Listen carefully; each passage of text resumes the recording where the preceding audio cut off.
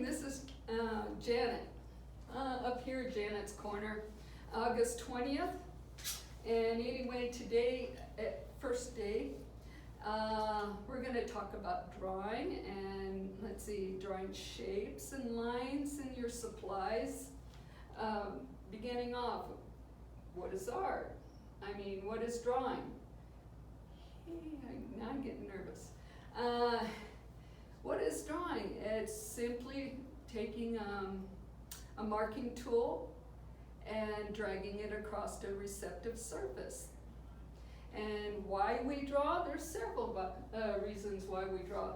First of all, maybe we want to express an idea, or let's see, come across with a feeling, and just let's see. Oh, I left out dreams, which can, and then ideas, and here with the ideas, you're probably going to use symbolism, feelings, line and color, as in Kandinsky, a lot of line and color. His adjacent to music, and then over here, let's see, now I'm getting all nervous all of a sudden. Supplies. Let's see, to express ideas, feelings, and dreams. We either record them, record what we see, or pull things from our imagination, and we can also symbolize ideas. And stop sign, great symbol. Everybody, and then I think it's 8-sided, 6-sided or 8-sided. I think it's 6-sided.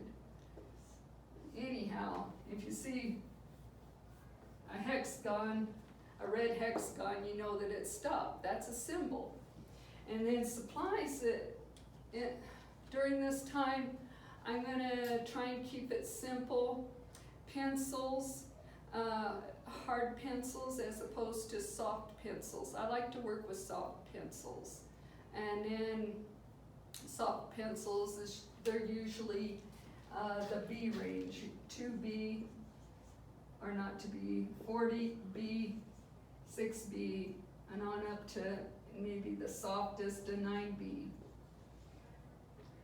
And then let's see, the harder pencils, the harder they get, let's see, a 9B is your a 9H is your hardest pencil.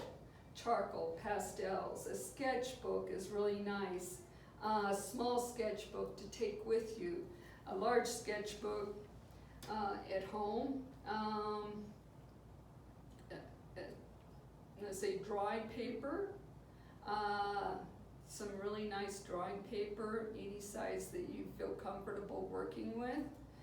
And then let's see, talking about drawing paper, there's drawing paper that has more texture, and that you can use with charcoal or pastel, because it needs that textured paper to grab a hold of the pastel. And toned paper is really nice to play with. We'll do that later in another video. And today we're going to talk about holding your pencil. Oh yes, I forgot to say something about an image file. Really cool to have an image file. Keep your sketches, if you have loose sketches, in an image file. You come across something in a magazine that inspires you, that talks to you. Pull that out and put it in your image file.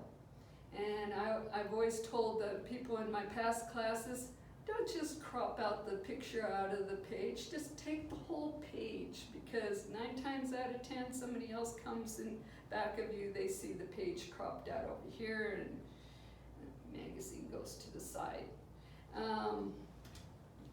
Today, holding a pencil, holding it underhand will give you different marks than holding the pencil overhand, as though you're writing a letter, Not much letter writing these days. Anyhow, underhand, notice I have the, let's see, underhand, you're not just moving your fingertips, you're moving your wrist, your elbow, your arm, depending on how big you're drawing. Here I'm going to use from the elbow down, drawing a circle. Well, Sharpie, come on. And I can get a pretty good circle with my elbow. But if I were to use my wrist and draw one just as large, chances are it wouldn't resemble a circle. It would resemble something else.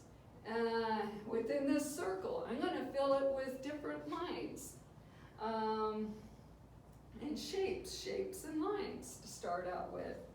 Kind of like a warm-up, mandalas, nice warm-up. And in a sketchbook, you might want to not start this big, but something the size of your hand.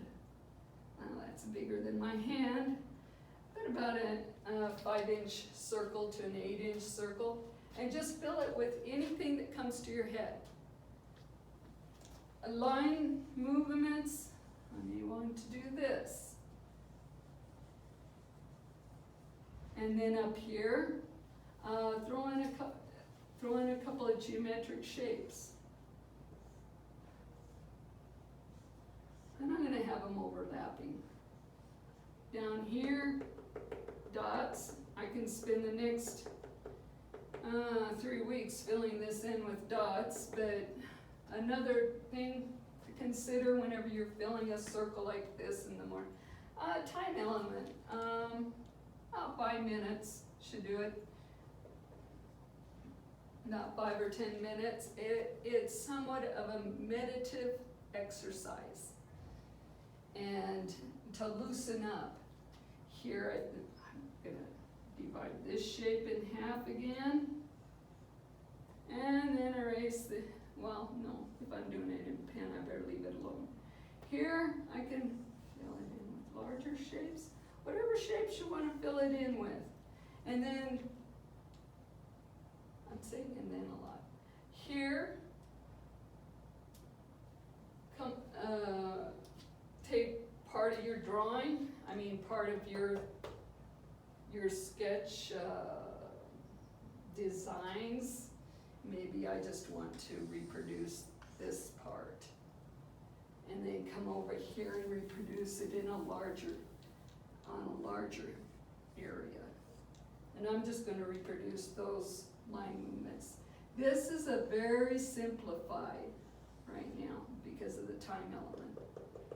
And then, of course, we have some organic shapes down here.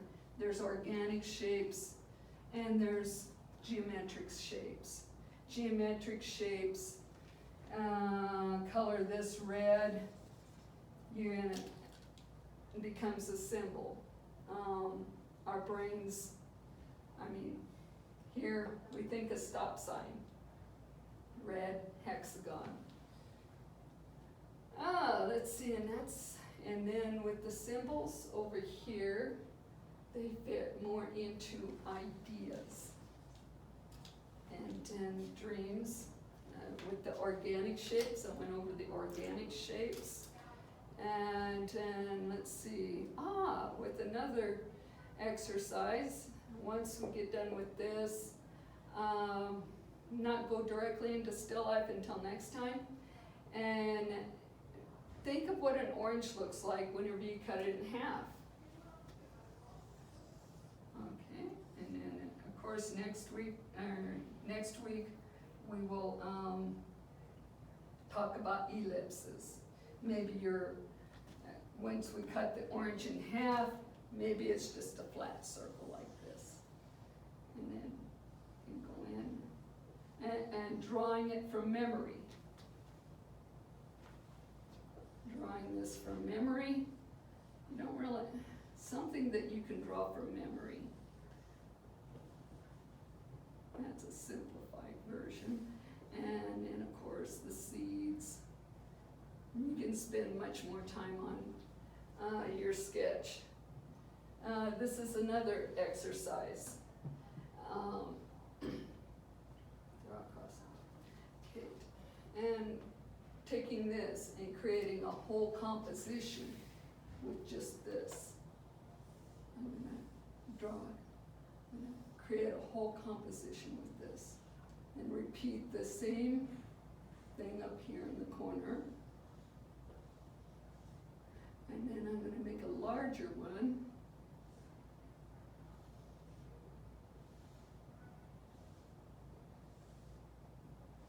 And then once we start filling in each area with the line movement, you're gonna have contrast. Say, I wanna, and line movement. Line movement. Lines, horizontal lines opposed to diagonal lines. Diagonal lines,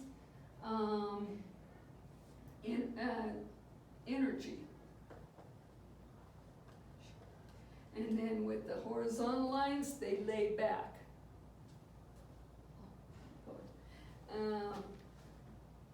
Cross hatching. The closer we draw the lines, the more of a mass we get. But then you're creating that contrast. And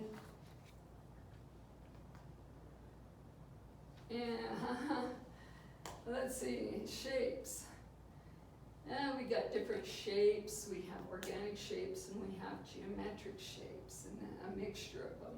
And then next time we'll move into talking about still lifes. Still lifes, let's see, sketching them also as another meditative exercise. Not gestural drawing, but contour drawing, which is a lot of fun. And blind contour drawing. That's about it. And then you've made it this far with me, and I guess you can meet my friends. And they're gonna, I don't know if the oranges are gonna make it next week. They're getting on the real sad side. Come here. There we go. And the big guy. He's a happy camper. Got him yesterday. That's it, folks, and I'll see you next week.